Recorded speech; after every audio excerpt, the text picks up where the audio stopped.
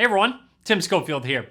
And if you missed it, I did just unbox the new Galaxy Tab S7 Plus from Samsung. They sent it over early, getting a nice early preview. This isn't on any final software quite yet. However, I wanted to give you guys some further impressions that I've had after about 72 hours of using this tablet. If you missed my unboxing, I can link to that in the description, but I also didn't even touch on the Dex Mode in my unboxing, so I want to share some impressions on that, and of course, just other things about this tablet in general. So let's go ahead and get started.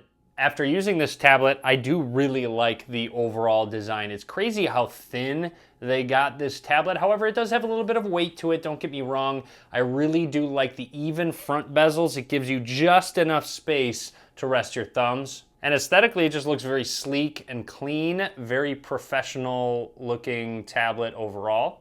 And I have to say, when it comes to the display on the Galaxy Tab S7 Plus, in my opinion, this is the best display you can get on any tablet right now, with it being an OLED display and 120 hertz. It is so smooth, whether you're doing some gaming, whether you're scrolling through pages.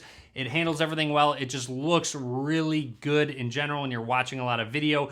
With the ratio of the tablet 16:10, it definitely gears more towards gameplay and video watching. And speaking of gaming and using the tablet, I've had zero hiccups so far. Performance has been great. There is no headphone jack in the Tab S7, so you'll have to use wireless earbuds, headphones, maybe their new Galaxy Buds Live. I'll have my full review on the Buds Live very soon. Would like to make note that I'm a big fan of the placement of the front-facing camera. I'm glad they put it in the middle of the horizontal placement. It makes it much easier and just looks better in general for webcam video calls, anything you're using that front-facing camera for, because of course you're gonna use it horizontal most of the time.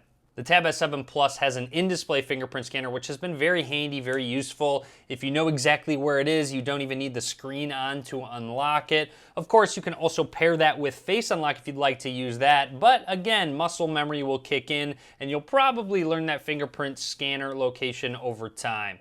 There are quad speakers on the left and right of the Tab S7 Plus, and they sound really good. They get more than loud enough as well. I've been very happy with my experience filling the room with sound using this tablet. Really happy that the Tab S7 came with the S Pen, which does attach to the back. And overall, I have not had any issues with it popping off. The magnet does feel very sturdy and strong. And when it comes to those air actions, I still haven't quite memorized all of them, but I know the more I practice them, the more I'm going to remember. It's just going to be a bit of a learning curve for me to actually remember all of them. If I do an arrow to the left, it's to go back.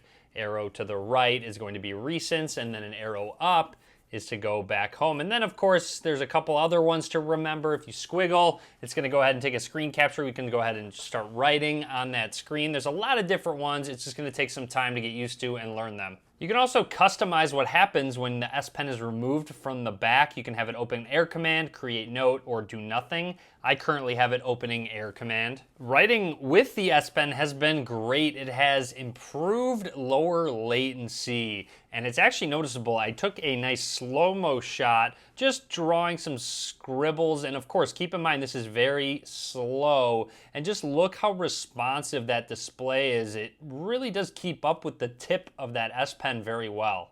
One of the gripes I've had with the S Pen so far is just putting it away. It's actually kind of tough to find that exact location where that magnet needs to line up with on the back. And again, the pointer needs to be facing towards the camera, so it can only attach one specific way. So it's a specific way, and it's been kind of tough to learn. And can't forget the keyboard case, which I've really liked so far, especially this back piece that goes on the back of the tablet. I'm really happy with the design decision Samsung made to make it a separate piece, because it is functional on its own, so it doesn't have to be connected to the keyboard. You'll see it does cover up that S Pen, which is more security, added security to keep it in place.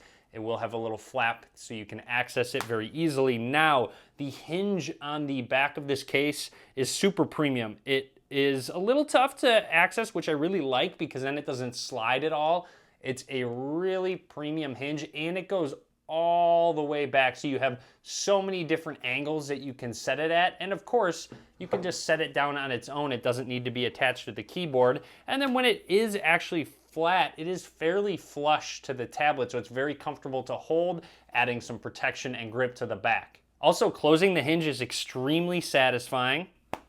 Attaching it to the keyboard uses the bottom dock of the Tab S7 Plus, and I found it's fairly easy. Once or twice, I had to pick it back up and set it back down, but most of the time I can get it first try to lock, and I think over time I will get it first try just about every time. Overall, typing on this keyboard has been solid. I really like the soft touch feel to the top of the keys, and of course, all of the shortcuts up at the top are very useful. The touchpad has a lot of useful gestures using 3 or 2 fingers. You can go ahead and use 3 to swipe up to get to your recent apps, swipe down to go home.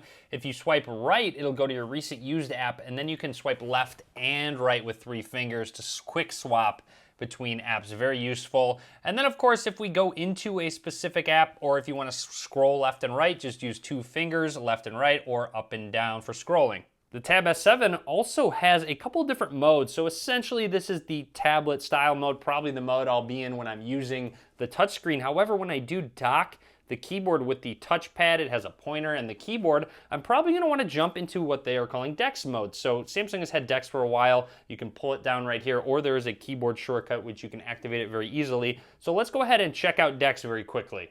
Doesn't take long to open Dex, and you will see a lot of the apps I already had open in tablet mode are still generally open, and they have icons all down towards the bottom. It's a very familiar desktop-like experience. In the bottom left is your app drawer, so you can go ahead and access all of those apps. There's a recent, home, and back button in the bottom left.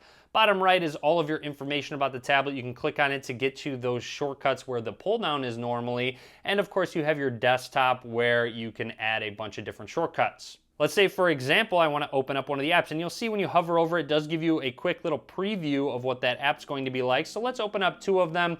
You'll see here they open up in Windows. However, you can actually bring them open to full screen. It's kind of up to you. It's just minimize, go ahead and rescale, and you can rescale them with your finger, left, right. As you can tell, you can just rescale these apps how you want them. And then if you bring them into full screen, now if you go into a full screen app, you also have the option to resize it. Now you'll see you can use most apps in full screen if you turn on Force Apps to Resize in Dex Labs. So this is obviously something that is a little bit more experimental, but if we go ahead and hit Force Apps to Resize, let's go ahead and try it with our app. We have to restart it, and the game should load up just fine. As you can tell, this app works just fine in full screen mode, and you can still use those touchpad gestures. I just swipe down on the touchpad. You can go back into that app, or of course start opening up multiple apps that you would like to see open. A lot of productivity options, just giving you that desktop-like experience on your tablet. Nice that they have those 2 different modes. Now, if I want to go ahead and hit Function and the shortcut key, it'll just go ahead and exit out of Dex. Make sure you do save your stuff before you go back and forth, and you'll see how quick that actually will go back to the tablet mode. So those are my impressions of this flagship tablet from Samsung after about 72 hours. Again, big fan of the keyboard case and just that back case in general. And of course, just a big fan of this tablet so far. More to come though. Be sure to keep an eye out for that full review. Be sure to click that subscribe button so you're notified when that goes live. Be sure to give this video a thumbs up. And as always, guys, thanks for watching.